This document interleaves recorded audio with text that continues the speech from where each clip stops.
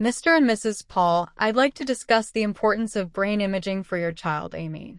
Given her recent symptoms, it's essential to rule out any underlying neurological conditions. We understand, Dr. Mihira. What type of brain imaging would you recommend? A CT scan or MRI would be appropriate in this case. These imaging techniques can help us visualize the structure and function of the brain. Are there any risks associated with these scans? Both CT and MRI scans are generally safe, but there are some precautions. CT scans involve exposure to radiation, while MRI scans use a strong magnetic field. If Amy has any metal implants or claustrophobia, we'll need to consider alternative options. Dr. Mihira, is there a difference in the information these scans provide? Yes. CT scans are better for detecting bone abnormalities, while MRI scans provide more detailed images of soft tissues. Based on Amy's symptoms, an MRI scan would be most appropriate.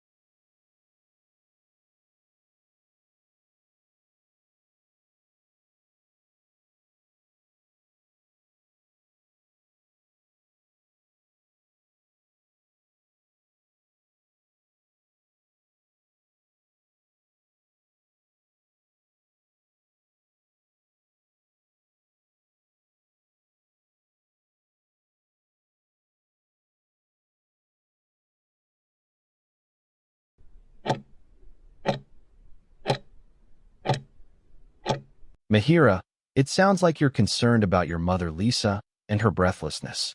It's completely understandable to feel worried when someone you care about is struggling to breathe comfortably. There are several reasons why your mother might be experiencing breathlessness, and pinpointing the exact cause is what we'll aim to do. Sometimes, it can be due to a worsening of an existing condition, like if she has asthma or another lung issue that's acting up more than usual. An infection in her chest or airways, even something like a cold or bronchitis, can also make breathing difficult. We also consider if there might be heart-related issues, as the heart and lungs work very closely together and problems with one can affect the other.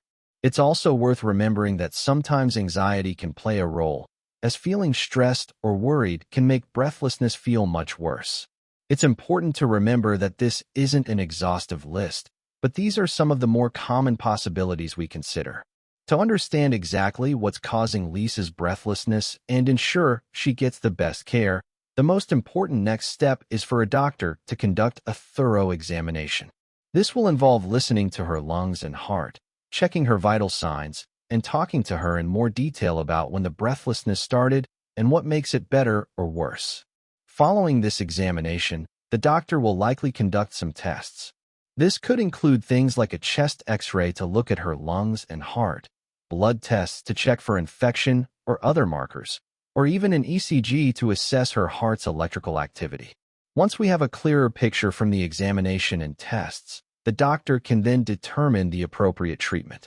This might involve new medications, adjustments to existing ones, or other supportive care to help her breathe more easily and feel more comfortable. We'll keep you informed every step of the way.